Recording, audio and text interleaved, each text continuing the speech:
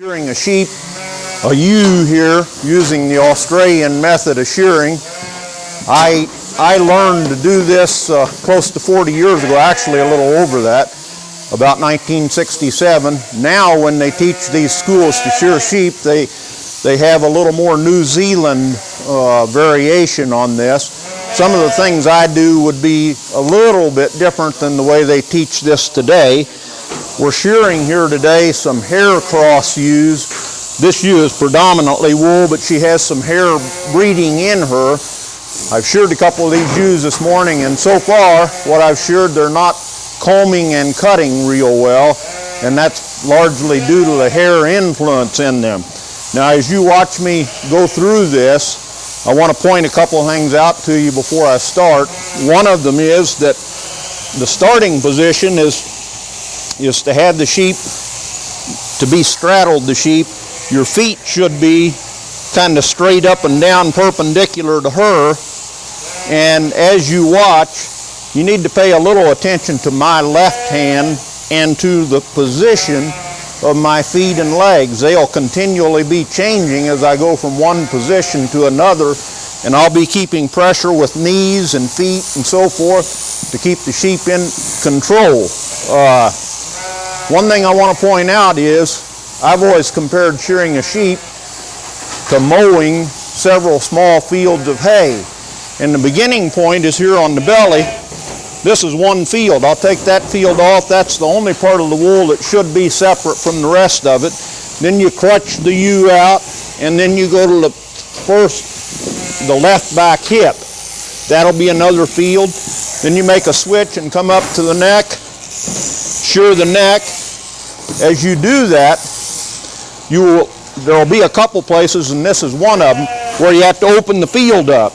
Once you've made that first pass, then you keep your comb full and stay against the outer edge with the left-hand side of your comb, keeping it full. But don't go in past that. If you were mowing the lawn, you wouldn't leave a strip. So you want to be careful to keep your comb full but not leave a strip so that you have to go back and make another pass. With that, we'll start here.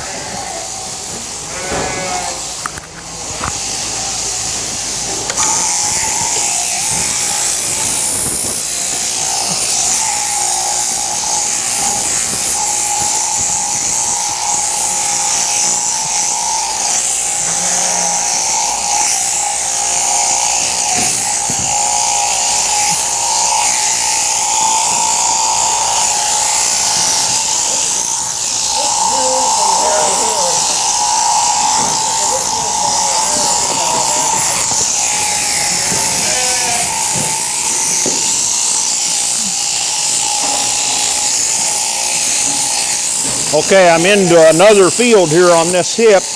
They teach now to go a little farther down on this hip than they used to. You used to just take the hip off. But as I go around here, they teach you to go more up that back a little further than they used to. That saves you some blows later on the last part of the sheep.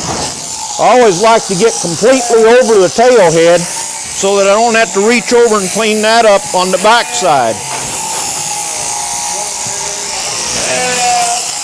One of the hard things for a beginner is that you're slow moving from one position to the next, and the sheep becomes uncomfortable. As you learn and you can keep that sheep moving a little, it stays more comfortable and is less likely to fight you.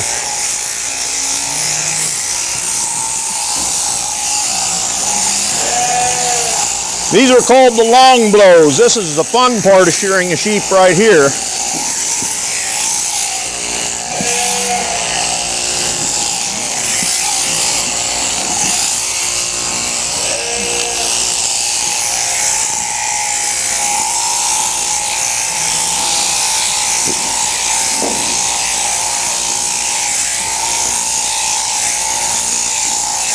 You just keep walking back just a stutter step at a time as you make another lick.